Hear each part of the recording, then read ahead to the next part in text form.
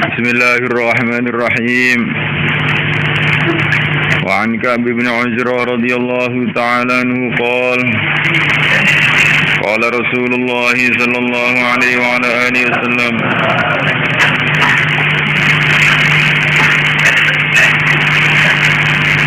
Ya Ka'b bin Ujrah An-nasu ghadiyani An-nasu manusia ghadiyani adalah dua orang yang berangkat.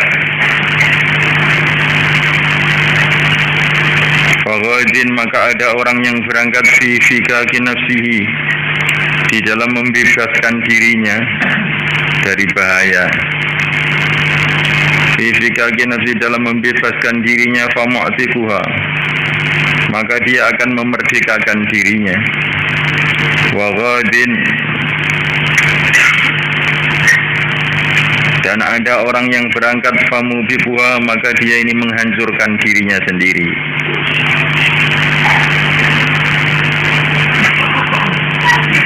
Ya Ka'b bin Ujrah,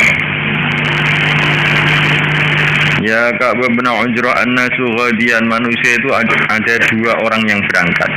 Di manusia itu ada dua golongan, maksudnya begitu. Manusia itu ada dua golongan, yang kedua-duanya itu berangkat. Faghadin fi fikaki nafsi, maka ada orang yang berangkat dalam melepaskan dirinya, famu'tikuha, maka dia memerdekakan dirinya. Waghadin, dan ada orang yang berangkat famubiquha, maka dia menghancurkan dirinya sendiri. Jadi ringkasnya maknanya hadis ini, manusia itu ada dua golongan. Ada yang golongan yang dalam usaha membebaskan dirinya dari musibah-musibah yang kekal abadi, membebaskan dirinya daripada malapetaka yang kekal abadi, yaitu orang yang beramal kebaikan. Yang kedua adalah orang yang berusaha untuk menghancurkan dirinya sendiri. Di semua usaha, nggak ada yang nggak usaha itu. Tapi kalau usahanya itu benar, berarti dia ini usaha untuk menyelamatkan dirinya. Kalau usahanya tidak benar, maka berarti usaha untuk menghancurkan diri. Maka berpikirlah kamu usaha apa?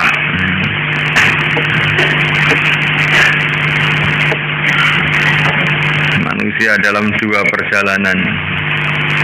Perjalanan menuju surga atau perjalanan menuju neraka, ringkasnya begitu. Ya Ka'b bin Ujrah, as-salatu qurban, salat adalah pendekatan kepada Allah. Wasaumu junnah, puasa adalah benteng atau perisai. Wasaumu junnah, puasa adalah perisai. Wasadaqatu tudfi'ul khati'ah, dan sedekah itu memadamkan kesalahan. Jadi kesalahan itu digambarkan seperti api dan terpadamkan dengan sedekah. Kama yadhhabul jalidu 'ala safa, sebagaimana hilang al-jalidu, salju, 'ala safa, atas batu. Jadi butiran-butiran salju yang jatuh dari atas, kalau dia jatuh di atas batu, maka langsung meleleh, hilang. Rawi Ibnu Hibban. Masya Allah. Jadi kita memahami sholat itu jangan hanya sekedar itu sholat, suatu kewajiban, tapi as-sholatu qurban. Sholat itu mendekatkan diri kita kepada Allah. Dalam satu riwayat dikatakan as-sholatu mi'rajul mu'minin. Sholat itu adalah mi'raj bagi orang-orang beriman. Karena sholat itu adalah hasil mi'raj. Ketika Rasulullah mi'raj diperintah sholat, maka sholat ini ada unsur mi'raj, menghadap langsung kepada Allah SWT. Sebagaimana mi'raj itu bertemu dengan para nabi, para rasul, maka sholat itu pun begitu. Assalamu alayka ayyuhan nabi. Salam buat Nabi, bertemu dengan Nabi. Assalamu alayna wa ala ibadillahis salihin. Sambung hati dengan seluruh orang soleh. Allah. Iyyaka na'budu wa iyyaka nasta'in, menghadap langsung kepada Allah.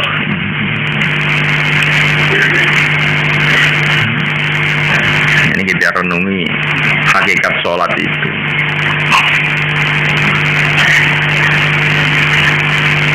Seperti orang pencet telepon, kalau nomornya pas langsung nyambung kepada yang dikehendaki. Begitu juga kalau amalan kita ini pas, maka langsung kita ini akan bisa berhubungan dengan alam gaib, berhubungan dengan Allah, berhubungan dengan Rasulullah. Kalau amalan kita ini pas. Fa'tabiru ya ulil absar.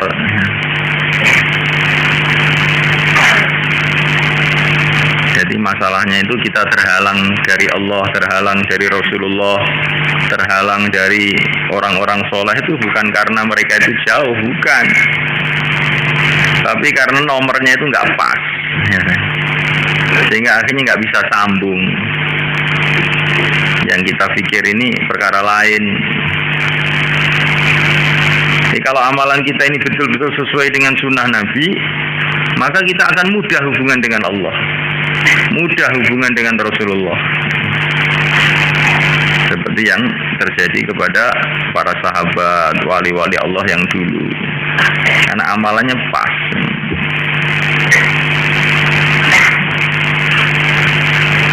Dalam satu hadis dikatakan kalau orang itu mengatakan la ilaha illallah wahdahu la syarikalah lahul mulku wa lahul hamdu wa yumiitu wa huwa ala kulli syai'in qadir, maka langsung terbuka satu pintu menuju Allah. Walaisa kamitslihi syai'. Maksudnya langsung terbuka hubungan dengan Allah. Sehingga kalau dia berdoa, doanya akan makbul. Tapi tentu ini ucapan bukan dari lisan saja, ucapan yang dibarengi dengan rasa di dalam hati. Wa an Abdullah bin Amr radhiyallahu ta'ala anhuma anna Rasulullah sallallahu alaihi wa ala alihi wasallam qala as-siyamu wal Qur'anu yashfa'ani lil 'abd yaumal qiyamah. Puasa dan Quran memberikan syafaat kepada seorang hamba pada hari kiamat. Jadi puasa nanti pada hari kiamat itu akan ditampakkan oleh Allah dalam bentuk makhluk yang indah sekali yang bisa memberikan syafaat. Begitu juga bacaan-bacaan Quran. Bacaan-bacaan Quran yang kita baca, kalau kita bacanya ikhlas, maka akan ditampakkan oleh Allah SWT sebagai orang yang ganteng, ya, yang indah, yang sayang kepada kita, yang akan memberikan pembelaan syafaat kepada kita. Dan ini ada hadis-hadisnya juga. Yaqulu siyam, puasa berkata, ai Rabbi, hai Tuhanku, mana'tuhu ta'am, aku telah mencegah dia dari makanan, wasyahwata, dan hawa nafsu. Fasyafi'ni, maka terimalah syafaatku fihi, di dalam orang yang puasa ini. Jadi puasa ini telah membuat kita susah, nggak makan, nggak minum, nggak bisa melampiaskan nafsu. Maka gantinya puasa itu akan membela kita di sisi Allah. Hai Tuhanku, aku telah mencegah orang ini dari makanan, minuman, syahwat. Maka terimalah syafaatku dalam orang yang puasa ini. Wa yaqulul Qur'an, dan berkatalah Al-Qur'an, mana'tuhun naum, aku telah mencegah dia dari tidur bilaili, waktu malam. Gara-gara membaca aku, ya Allah, orang ini tidak bisa tidur waktu malam. Maka kalau hafid Quran tidur terus waktu malam ini, ya nanti Quran itu mensyafaatinya itu repot bagaimana ini. Jadi ngomongnya itu repot gitu. Membela itu membelanya bagaimana? Tidur terus. Tapi kalau kamu malam itu bangun nggak bisa tidur karena baca Quran, maka pembelaannya itu mudah. Ya Allah, cegah dia dari tidur waktu malam. Fasyafi'ni, maka syafaat, terimalah syafaatku fihi dalam ahli Quran ini.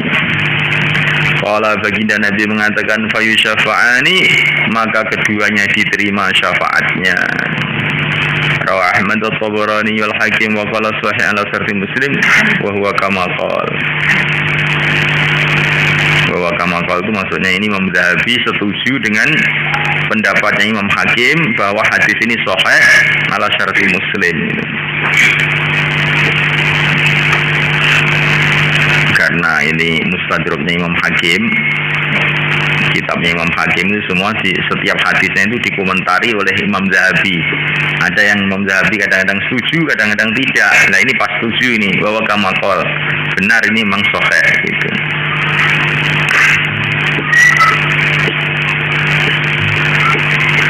Jadi ini kamu renungi ya.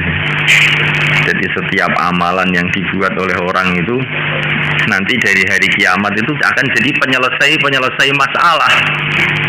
Dan ini hadisnya banyak sekali. Sholat akan datang menyelesaikan masalah, puasa akan datang menyelesaikan masalah, haji datang menyelesaikan masalah, amar ma'ruf nahi mungkar datang menyelesaikan masalah.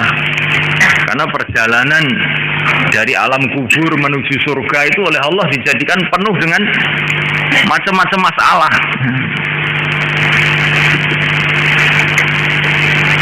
Ada orang karena ketinggian amalannya sudah nggak kena masalah sama sekali. Di antaranya adalah orang yang mati syahid. Di antaranya orang yang hafid Quran, yang ngimami dan makmumnya ridho. Karena ngimaminya bagus, akhlaknya bagus. Kalau ngimami akhlaknya nggak bagus, maka makmumnya jadi nggak seneng. Ini juga masih banyak masalah nanti di akhirat. Jadi imam bacaannya bagus sehingga makmumnya puas.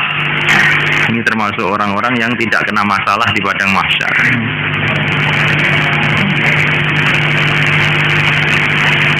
Jadi jangan kamu kira amalan itu nanti begitu saja. Tidak. Amalan ini penyelesai masalah nanti di akhirat. Bahkan penyelesai masalah di dunia juga. Walaupun kita tidak merasa. Di dalam beberapa hadis dikatakan ada orang yang mau mati, maka amalannya datang pada malaikat Israel. Kamu pelan-pelan, hati-hatilah. Ini orang soleh. Ya.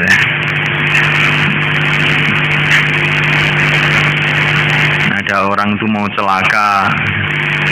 Sebetulnya dia ini akan celaka, tapi gara-gara sodakohnya, maka barokah sodakohnya dia diselamat.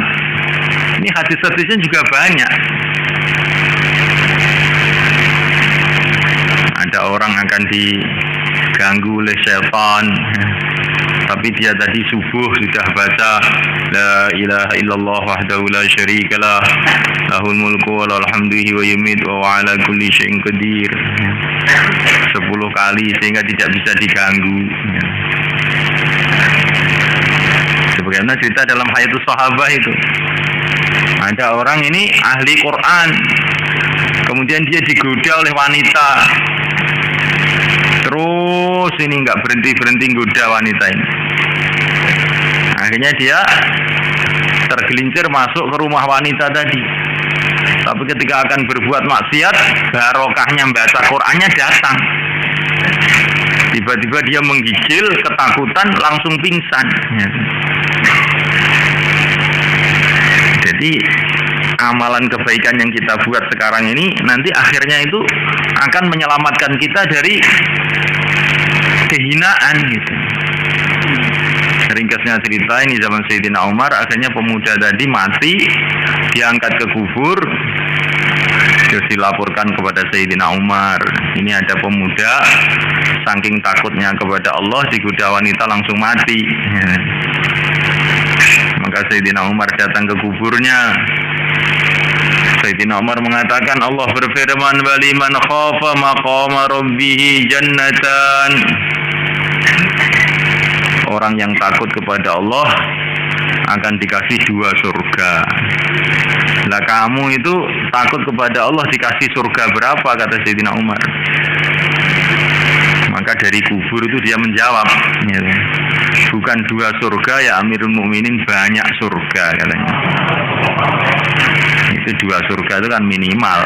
Ya.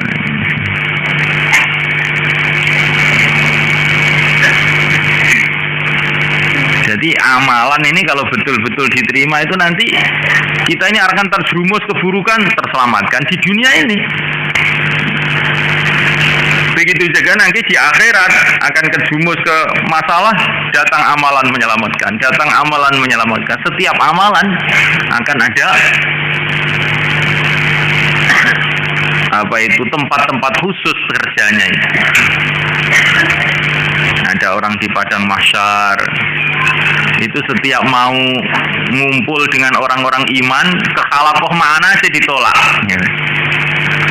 Mau ikut sahabat ditolak, ikut wali-wali ditolak, ikut hafid Quran ditolak, kemana aja ditolak. Akhirnya datang amalan silaturahim dia di dunia. Kemudian dia berteriak-teriak, ini jangan ditolak, ini dia suka silaturahim. Akhirnya semua menerima, sini dimangga nih kabeh. Jadi setiap amalan itu akan datang menyelesaikan masalah di saat-saat yang kita susah nanti itu. Maka buat amalan sebanyak-banyaknya. Jangan malas. Saya sudah puasa, seloyo, gak gelem maca Quran. Ya. Setelah puasa malah bengi tidur aja. Jangan begitu. Itu malam itu sholat malam ada khasiatnya tersendiri. Puasa ada khasiatnya sendiri. Nanti dakwah itu juga ada khasiatnya tersendiri. Istighfar ada khasiatnya tersendiri. Buat semuanya. Buat semuanya. Seperti kalau kita di dunia kan ya ingin komplit lah. Makan bukan ingin yang penting pokoknya ada beras ya sudah, tidak ya, ingin lauknya ya, ingin sayur juga, ingin sambal juga ya, ingin duduknya yang enak ya, ingin suasana yang enak. Begitu juga dalam perjalanan menuju akhirat itu kita ingin komplit, semua amal dibuat, jangan dipilih-pilih.